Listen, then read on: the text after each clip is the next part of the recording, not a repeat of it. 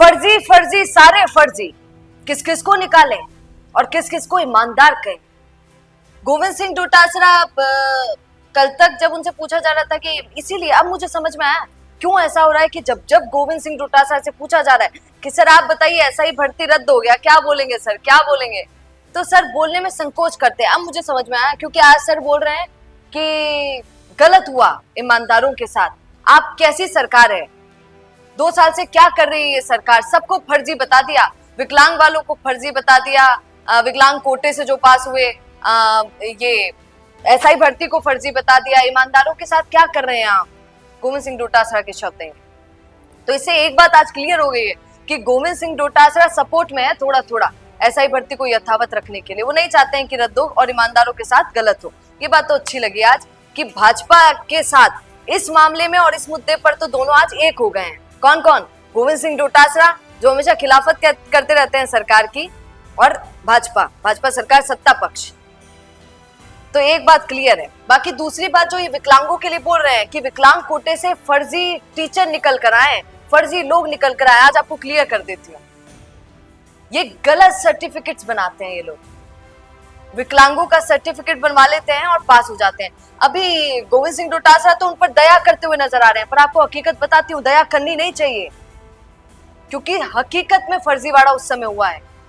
विधवा कोटे से कितने लोग निकल कर गए आप ये जानते हैं, इसमें कोई शक की बात नहीं है। और विकलांग कोटे से भी बहुत सारे लोग, मतलब कहा जाता है कि 40% विकलांग जिसे घोषित कर दिया जाता है वो विकलांग कोटे में आ जाता है ना, ऐसा बोला जाता है। पर लोग अगर एक छोटी छोटी भी कमी होगी ना उनमें तो उसको 40% करवा लेंगे, ऐसा सर्टिफिकेट बनवा लेते हैं।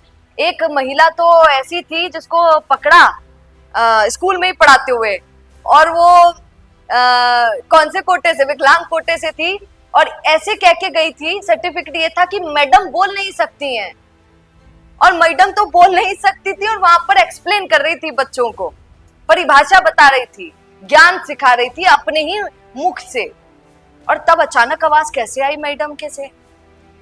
बहुत अजीब बात है। इसीलिए ऐसे ऐसे न जाने राजस्थान में कितने टीचर्स हैं। हालांकि गोविंद सिंह डोटासरा ने तो बोल दिया कि आप गलत कर रहे हैं, क्यों फर्जी बोल रहे हैं विकलांग कोटे से पास होने वाली टीचर को।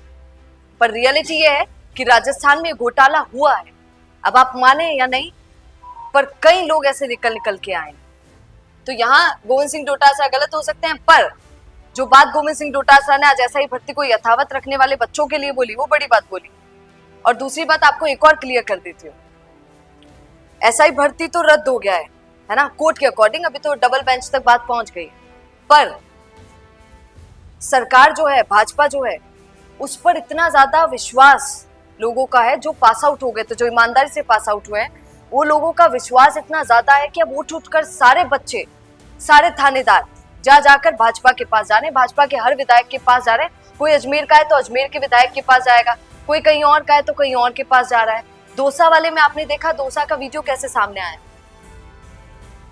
तो सरकार पर अब विश्वास यथावत रखने के लिए सबसे ज्यादा बढ़ गया। अब देखना ये होगा कि सरकार तो भाजपा की ही है, क्या कमाल हो पाता है, क्या ईमानदारों की छटनी कर पाते हैं या नहीं, ये देखने वाली बात होगी। क्योंकि मैं अभी जस्ट देख ही रही थी कि एसओजी वीके सिंह ने तो बोल दिया साफ साफ कि मैं छांट नहीं पा रहा था, ये मेरी कमी है। उन्होंने एक्सेप्ट कर लिया है आज कि उनकी कमी थी कि वो छांट नहीं पा रहे हैं।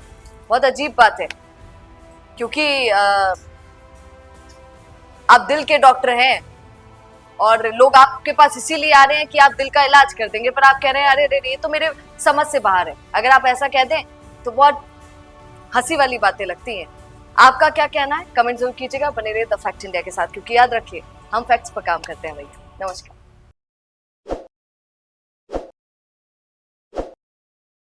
ताज़ा खबरों के लिए विजिट करें द फैक्ट इंडिया की वेबसाइट और डाउनलोड करें द फैक्ट इंडिया ऐप।